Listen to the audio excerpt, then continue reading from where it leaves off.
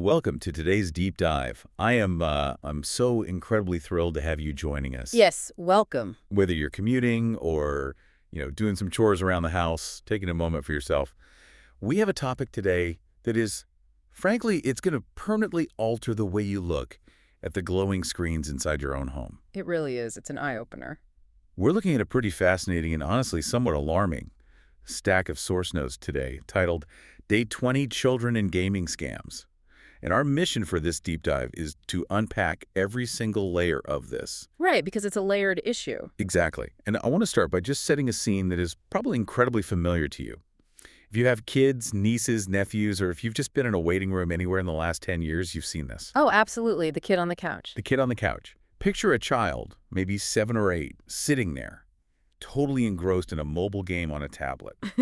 The screen is flashing all these bright, vibrant colors. There's upbeat music playing.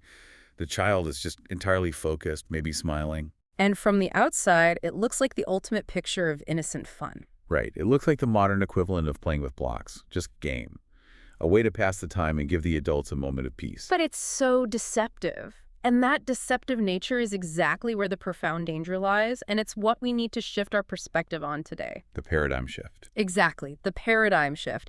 Because what we are going to explore is the reality that beneath those bright colors, beneath the cheerful music, there is an entire, highly sophisticated ecosystem operating in the shadows. And it's not a small ecosystem either. No, it's massive. It's populated by third-party scammers, digital fraudsters, and honestly, sometimes highly manipulative game designers. And they all share one unifying goal: tricking children into parting with real money and sensitive personal information. So it's not a walled garden. Not at all. A child's gaming environment is often a direct, unfiltered pipeline to very real financial and digital risks. And that is exactly why this matters to you, the listener. Because we know you actively seek out systems and knowledge to protect your digital footprint. This deep dive is going to be a shortcut to understanding this hidden economy. And it affects everyone, not just parents. Yeah, you might be an aunt or uncle who buys a gift card for your nephew, or just someone fascinated by digital security. Okay, let's unpack this. We need to start with the foundation, the virtual economy. When play money gets real. This is the core of it, the gaming credits. Right, the notes highlight this concept. What exactly are we talking about when we say gaming credits? Gaming credits are the cornerstone of the whole predatory ecosystem. The source notes define them as the virtual money used entirely inside these digital environments. Like the specific examples the notes gave: diamonds, coins, gems, tokens, battle pass credits. Yes. And on the surface, that sounds whimsical, like Monopoly money. But the critical piece of information here is that these virtual credits usually require actual, hard-earned, real-world cash to acquire. So you take fiat currency, your actual dollars or euros, and you convert it into digital gems. And then the child uses those gems to buy things in the game: skins, weapons, character upgrades. Exactly. But, I look at this and I just wonder why. Why not just put a price tag of $2 on the digital sword? Why force the player to buy 500 gems for $2 and then price the sword at 450 gems? Oh, that is a very deliberate cognitive disconnect. It's intentional. Deeply intentional. The developers are creating a psychological barrier. When you abstract real money into a fictional currency, like a shiny blue diamond on a screen, you alter how the human brain perceives the transaction. Because it doesn't feel like money anymore. Right. Think about the friction of handing over a physical $20 bill. You feel the loss. You can't use that $20 to buy lunch now. But by forcing the conversion into gems, the game completely sanitizes the act of spending. It disconnects the child from the concept of actual loss. It feels like play money. It looks like play money, but it requires a real credit card. And that totally removes the pain of paying. Which brings us to how scammers actually exploit this. The notes highlight a massive vulnerability here. Kids are inherently impatient. Very impatient. They don't want to grind through a game for 3 weeks to earn enough digital coins for a new outfit. They want it right now. And the scammers know this. Instant gratification is the primary lever they pull. And the trap they set is the promise of fake free credits. Like the generators mentioned in the text. Yes. Scammers broadcast these messages in public game chats or social media comments, meticulously designed to sound like a magical shortcut. The notes highlight phrases like free diamonds generator, free game coins website, or unlimited gems hack. And to a kid, the word generator probably sounds like magic. They're already in a digital world where magic exists, so a website that generates infinite gems just feels like a secret cheat code. It seems entirely plausible to them. But the reality is stark. The scammer isn't operating a charity. The text outlines exactly what these fake generators demand. First, it might be something small, like a public game ID. But then it escalates. Rapidly, they ask for the child's private login details, username, and password. Handing over the keys to the digital house. But what if a kid actually hesitates? Like, maybe they were taught not to share passwords. Then the scammers pivot. They have backup plans. The notes mention they might force the child to complete seemingly simple surveys, which are actually sophisticated data harvesting operations, or they tell the kid to download a special app to connect the generator to their game. And the fallout from that is massive. The notes are very clear that it goes way beyond just the disappointment of not getting the gems. It cascades. It impacts the whole family's digital security. If the kid hands over the login details, the account is hijacked immediately. All their progress, all their legitimately purchased items, gone. Stripped and sold on the gray market. And if they download that special app? That's where it gets frightening for the parents. The scammer has now successfully installed malware onto the device. Which is often the parent's device, an old smartphone or a family tablet. Exactly. And that malware sits silently in the background. It can log keystrokes, intercept text messages, including two-factor authentication codes for the parents' real bank accounts. That is terrifying. Plus, through those fake surveys, they gather physical addresses, phone numbers, birth dates. The family becomes a prime target for future phishing attacks. The kid just wanted a digital sword, and instead, they compromise the whole family network. It's incredibly predatory. And they don't just rely on fake websites. The source text brings up a tactic using deep social engineering. Fake giveaways. Scammers impersonating popular gamers or influencers. Yes, and what's fascinating here is how they weaponize parasocial relationships. That one-sided bond. Right. Children watch these influencers daily. They hear them speak, laugh at their jokes, and trust them implicitly, almost like an older sibling. So when a scammer makes a fake profile that perfectly mimics that influencer and messages the child saying, "You won my giveaway, send your password to claim your rewards," The child's critical thinking completely shuts down. entirely. The authority of the influencer transfers to the scammer. The trap snaps shut. And the notes also detail fake trading. The digital bait and switch. Yes. A scammer approaches a child in the game, says, "I'll give you this ultra-rare skin if you send me your coins first." The playground equivalent of, let me hold your favorite toy, I promise I'll give it right back. And because these rare skins are profound digital status symbols for kids, the child agrees. They send the coins, and the absolute moment the transfer is complete, the scammer vanishes, blocks the profile, deletes their account. The trade was a mirage. A brutal lesson in misplaced trust. But up until now, we've mostly talked about third-party scammers, the hackers outside the game. Here's where it gets really interesting, moving into section 2 of our notes. Inside the machine, in-app fraud and manipulative design. This is a crucial pivot. Yeah, because sometimes the call is coming from inside the house. The danger isn't always an external scammer. Sometimes it's the fundamental software architecture of the game itself. We are moving from illegal third-party fraud to practices that are often technically legal, but deeply manipulative.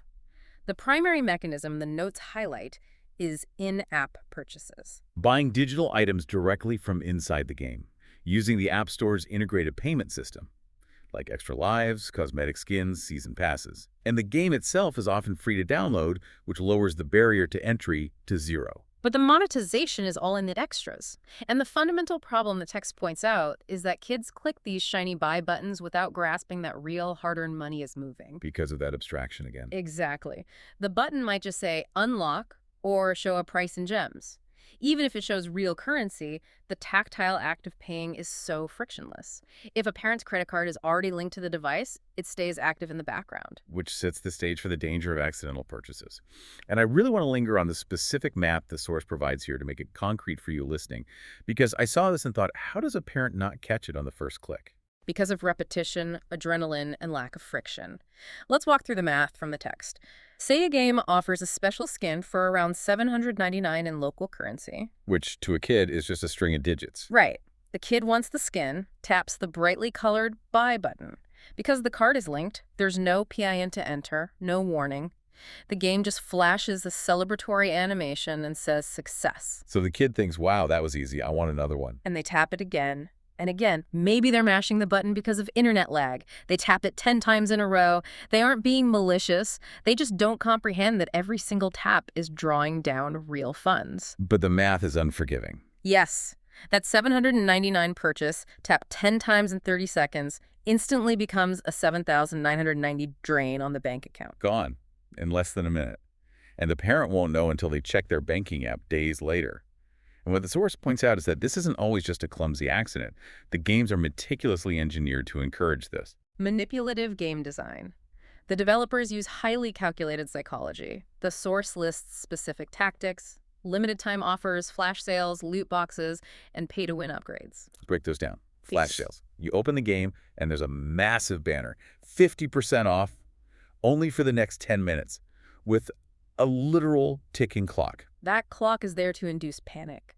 It creates a highly stressful environment where the child feels immense pressure to act immediately. They think, if I go ask my mom, the timer will run out. It bypasses the rational decision-making process, and it actively circumvents parental oversight. Precisely. And then there are loot boxes. For anyone not deep into gaming, how does a loot box actually work mechanically? It's a digital mystery prize. You pay real money to open a sealed digital container, not knowing what's inside until after the payment is processed. You might get the ultra-rare item, or you might get worthless digital junk. You're purchasing the anticipation. It is functionally identical to a slot machine. It exploits variable ratio reinforcement.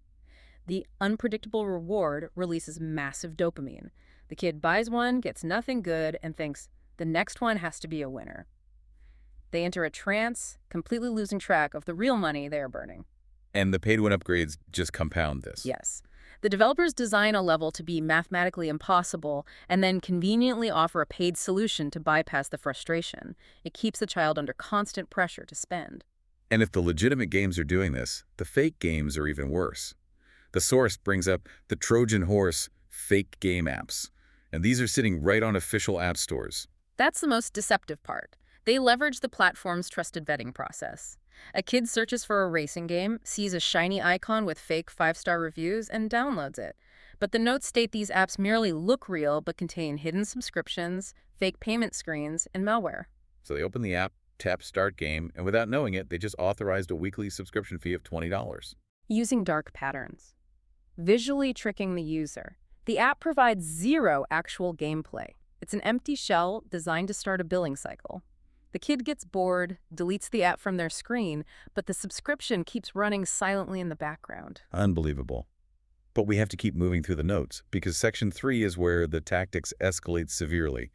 The direct hit scamming the parents through the kids. This is a major shift in aggression. They aren't just tricking kids out of gems anymore. They are manipulating the child to drain the parent's actual bank account directly. The first method the notes detail is the unlock level ransom. The child is playing, heavily invested in the story, and hits a hard paywall. A message pops up demanding, send money to unlock premium level. And the child is so desperate to keep playing, their logical assessment goes out the window. They don't see a scam, they just see an annoying administrative toll booth. And the notes are specific about how they pay that toll. They use a parent's UPI, a saved credit card, or a digital wallet app left logged in. They know the parent's phone PIN, they open the financial app, and send the money. The scammer relies on the child's complete lack of financial boundary recognition. To the kid, the parent's phone is just a tool. The game asks for money, the phone can send money. They connect the dots. But once that instant transfer goes through, it's irreversible, and the premium level stays locked. Pure extraction. And then there's the prestige trap, fake tournaments. The source text notes scammers will invite kids, saying, pay an entry fee to join our exclusive tournament, like a 1,000 rupee entry fee for a PUBG tournament. This targets a child's developing ego and desire for status. Being a skilled player carries a lot of social cachet. Exactly. The scammer flatters them. We've seen you play. You're elite. The child desperately wants to validate that skill, so they justify taking the money from the parent's wallet app, thinking they'll win it back. But the tournament never happens. They lose the money, and they get their self-esteem crushed. The emotional toll is devastating, which leads into the long con tactic. Emotional manipulation. Cultivating fake friendships. This one is so dark. Scammers pretend to be friends with the child for weeks. Months, sometimes. They play cooperative matches, chat daily, and then once the trust is solid, the friend sends a desperate message. I need coins for a tournament or my account will be deleted. Please send me money. Real-world money via a transfer app. It attacks the child's empathy. If we look at child psychology, peer connection is paramount at this age. A digital friend feels just as vital as a school friend. The scammers exploit that vulnerability. The child executes the transfer believing they are helping a good friend in a crisis. It's the ultimate betrayal of innocence. So we have to ask the big question, why? Why are kids such easy targets for all of this? Section 4 of our notes unpacks the psychology of vulnerability. The source distills it into 5 core reasons. Let's go through them. Number 1, blind trust. They trust strangers easily. This is a conflict between physical conditioning and digital reality. We teach kids stranger danger in the physical world. Don't get in a stranger's car. But that doesn't translate to the digital space. Because they're sitting in their safe living room. Right. Their brain's threat detection doesn't trigger. The avatar on the screen talking to them is a friendly cartoon knight or someone using emojis. It creates a false sense of intimacy. They just assume everyone in this colorful game has benign intentions. Vulnerability number 2, financial illiteracy. They simply do not understand the tangible value of money. Adults know the value of $100 because we know how many hours we work to earn it. We feel the weight of it. Children lack that context. And when you layer digital abstraction over that, turning money into gems, the concept of real value just evaporates. To their developing brain, clicking buy on a $10 skin has no tangible real-world consequences. It's just a frictionless action in a game loop. Frictionless action, yeah. Which feeds into number 3, instant gratification. They want game rewards quickly. The whole architecture of mobile gaming is built on immediate dopamine release. You tap a button, you get a reward. So when a game demands patience telling them to wait 3 days to unlock an item, it creates intense psychological frustration. And a scammer steps in offering a free gems hack. An irresistible alternative. The chemical desire to get the reward immediately completely overrides any caution. Number 4, misplaced authority. They blindly believe influencers or older players. Within a gaming community, traditional markers of authority like age don't exist. Authority belongs to the players with high levels or rare skins. They are the celebrities. So if a high-level player says, "This free coin website is safe," The child's critical thinking is bypassed entirely. They believe it because an authority figure in their world validated it. And finally, number 5, lack of scam literacy. They literally do not possess the life experience to recognize a scam. Adults use pattern recognition. We've seen too good to be true offers. We know sudden requests for passwords are red flags. Children haven't existed long enough to build that defensive filter. They're walking through a minefield without knowing what a landmine looks like. Okay, so we've outlined the architecture of the problem. Now we need to shift to the solution. Empowering the listener. The final section of our notes. Detection and defense. The actionable playbook. Yes. Let's start with spotting the red flags. What anomalies should parents look for to see if their kid is already caught in one of these webs? The text details financial and behavioral indicators. Empirically, look for sudden large bank transactions or unknown game purchases. Parents must actively audit their statements. If you see multiple rapid-fire charges for small amounts, that's a glaring red flag of an accidental purchase loop. But the notes also mention behavioral signs, like a child hiding their phone screen. That's the physical posture of secrecy. If they angle the device away when you walk in or frantically close an app, it indicates they know they are doing something illicit or someone is demanding secrecy from them. And the text says to watch for them being unusually upset about losing a game account. Right, beyond normal frustration. If they are in genuine panic, it might mean they fell for a phishing scam and their identity was stolen. And of course, the sudden appearance of new gaming friends asking for money. Every alarm bell should ring. So how do we build the defense? The source introduces a foundational philosophy here. Child ka phone, parent ki zimmedari. Translating to, the child's phone is the parent's responsibility. That is the bedrock. It rejects the pacification model of screen time. Handing a kid a smartphone is handing them an interactive portal to the globe. Active supervision isn't an invasion of privacy, it's the fundamental act of protecting them. The parent must be the digital shield. You are not a spy. You are the shield. I love that. And the source gives a 6-step defense plan. Let's expand on these. Step 1, enable parental controls. The technological first line of defense. Every device has them. The source specifies using them to limit purchases, block unknown apps, and monitor screen time. It physically prevents the device from executing financial transactions or downloading fake games without your override. Step 2, which might be the most critical for stopping immediate financial bleeding. Disable automatic payments. Reintroducing friction. Remove saved cards or require password authentication for every single purchase. If you require a biometric scan or a complex password every time the buy button is tapped, you entirely eliminate the accidental purchase loop. Step 3 is cognitive. Digital literacy for kids. Teach them about scams. You have to upgrade their internal software. Teach them 3 hard truths. 1, free credits are almost always fake. 2, never share passwords or OTPs. Legitimate devs never ask for them. And 3, never send real money to online players. Have those uncomfortable conversations. Step 4, monitor downloads. Parents should approve all game installations. Be the strict gatekeeper. Inspect the app. Check reviews. Understand the monetization model. Is it a real game or a Trojan horse with hidden subscriptions? Step 5 is routine maintenance. Financial auditing. Regularly review your payment history and bank statements. Catch small unauthorized charges early. Trust your systems, but verify they're working. And the final step, step 6, open communication. Children should feel comfortable telling parents if something suspicious happens. The ultimate emotional safety net. If a child makes a mistake, their instinct is fear and shame. They try to hide it so they don't get punished or lose their device. You must cultivate an environment where they know they can come to you immediately, and your first reaction will be to fix the problem as a team. Focus on fixing the problem, not punishing the victim. That is so vital. Well, we have covered a truly massive amount of ground today. From fake diamonds to manipulative design to direct bank theft. Let's recap the vital takeaways from the source for everyone listening. It's crucial to distill this. Remember 3 core truths. First, free rewards are almost always traps. Yeah. Second, those frictionless in-app purchases use real hard-earned money, and the gems abstraction is a trick to make you forget that. And third, the people your child meets in gaming lobbies are not always real friends, and they should never be sent real money. And my final reminder for you, the listener, a child's phone activity must always be actively guided. The device is the parent's absolute responsibility. The technology is evolving too fast to let them navigate it alone. It's a non-negotiable requirement. But this raises an important question to ponder. We spent all this time dissecting the illegal tactics of scammers. But think back to manipulative game design.